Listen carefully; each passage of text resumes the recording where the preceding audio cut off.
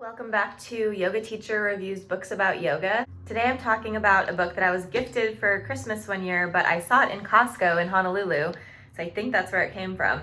It's called 2100 Asanas, The Complete Yoga Poses by Daniel Lacerda, founder of Mr. Yoga Inc.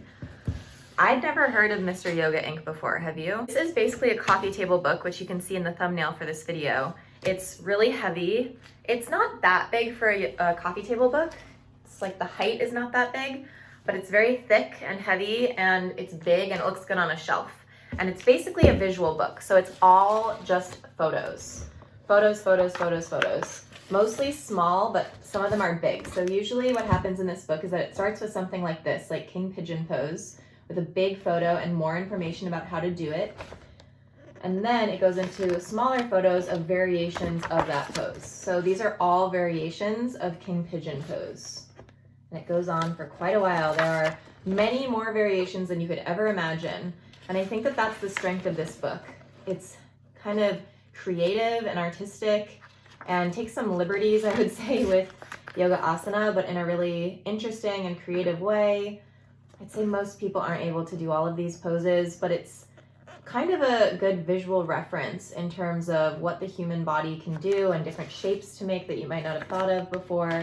As a yoga teacher, it's really nice to have for inspiration, for different photos, maybe for a photo shoot, as well as for different classes and different ways that you can modify poses or unique things that you can maybe try if you have some advanced students, or maybe if you're kind of getting sick of teaching, if you teach a lot of classes and you want to do something different. This is a really good way to look at the traditional poses that you might already know and maybe get some ideas for variations. Looking online to see what is the deal with this Mr. Yoga guy, Daniel Lacerda, he looks like what you'd imagine like a parody of a Los Angeles model / yoga teacher to be. He's very scantily clad in all of his photos. Apparently he was in a Got Milk ad, the one where they use the athletes for the ad. He has a lot of kind of like parody merchandise that I'm not really sure if it's actual merchandise or not. It's very strange. And his bio on the book back jacket just says that he's been teaching full-time for more than a decade and has helped a lot of people learn yoga. He's been featured in Men's Health, and he's from Canada, or at least he lives in Canada.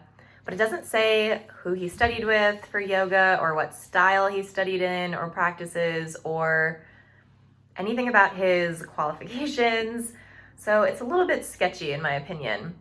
But I mean, so take the book at face value. What it is a kind of index of photos of shapes that bodies can make.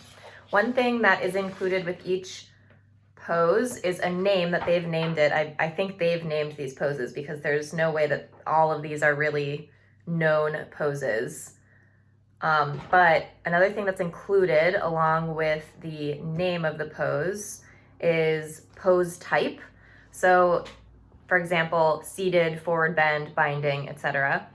The pronunciation of the Sanskrit, and then the drishti point, which is where you put your gaze during the pose. And then lastly, it has these little chakra symbols underneath. So that is saying which chakras are activated or aligned by going into that pose. So you kind of have to know which is which because it just has the little sign of the chakra underneath. You can see there the first two chakras for these two poses, the red and the orange.